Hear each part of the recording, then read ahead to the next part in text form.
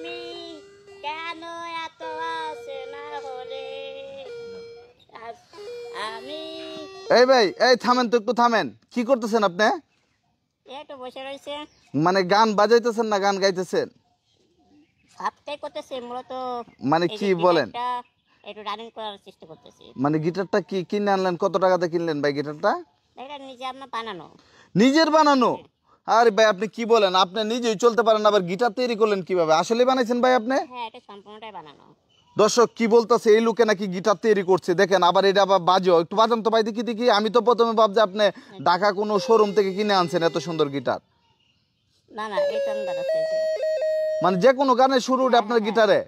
কি দিয়ে তৈরি করলেন? আপনার গিটারের সরঞ্জাম কোথায় পাইলেন? দর্শক তো আমরা একটু দেখাই, উনি নাকি গিটার তৈরি করছে। এই যে যশোরের এক বিজ্ঞানী, তো উনি দেখেন গিটার তৈরি করে ফেলছে। একটু কাছ থেকে যদি একটু দেখান আমাকে এক এক করে। এটা কি যে মানে তার দিছেন না, গুণা তার? না না, এটা আপনার সিম্পল তার, যে রড বান্ড তার যেগুলো, ঠিক আছে। আচ্ছা, তার পরবর্তী আর কি কি আছে এটা? আর এটা মূলত আপনার যে এর বডিটা প্লাস্টিকের, এটা ফাইবার প্লাস্টিক। এই কভার শিট কেটে আপনার যে হট গান যায় হিটিং দিয়ে আপনার ব্যাটা করা, আচ্ছা। ঠিক আছে।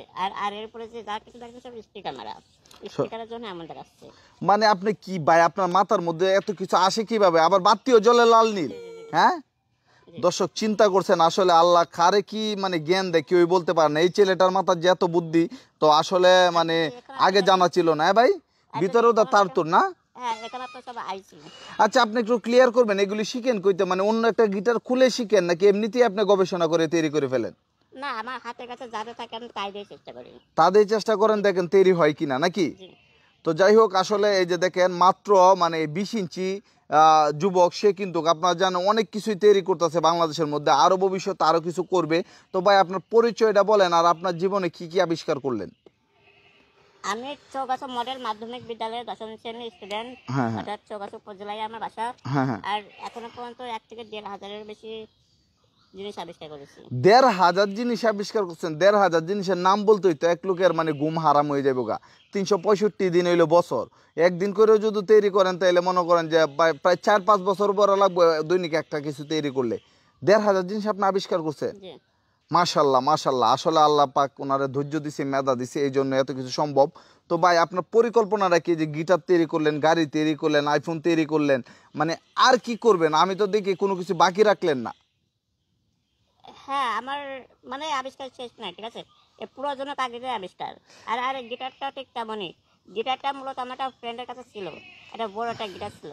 আচ্ছা। তারপরে আমরা বলেছিলাম যে একটু গিটারটা দিয়ে আমি একটু বাজিয়ে একটু দেখবো, গিটার মেকানিজমটা দেখবো।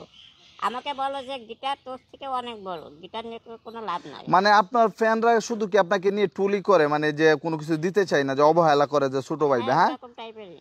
তারপরে আপনার রাগ করে এগুলি তৈরি করেন না? জি জি। তো দর্শক, তো যাই হোক, আসলে ওনার অনেক উনি অনেক মানে পারিবারিক বা সামাজিকভাবে অনেক মানে লাঞ্ছিত বলতে গেলে, বন্ধু বান্ধবে অনেক মানে ছোট করে কথা বলে, কিন্তু উনিও বসে থাকে না, ওনার মেধার বিকাশ ঘটায়। তো আপনার এই যে ভাই মানে এটা তৈরি করলেন, মানে সবকিছু মানে বাণিজ্যিকভাবে কখন তৈরি করবেন? যে আপনার দেওয়া গিটার সারা বাংলাদেশে চলতেছে, আপনার দেওয়া আইফোন বাংলাদেশে সবাই ব্যবহার করতেছে, এমনভাবে আপনি কখন করবেন? আপনাকে আমরা কখন এইভাবে দেখব? হ্যাঁ, আমার পরিকল্পনা আছে, আপনার অ্যাভেলেবেল পরিকল্পনা আছে। কিন্তু ভাই যে একটা সামর্থ্য সোর্স বলে একটা কথা আছে না, ওইটা নাই, ঠিক আছে। আর এইটা করতে হলে অনেক, আর অন্যের সহযোগিতা অবশ্যই প্রয়োজন। অন্যের সহযোগিতা প্রয়োজন? মানে ইনভেস্ট করার মতো কোনো আর্থিকভাবে আপনি না না স্বাবলম্বী না?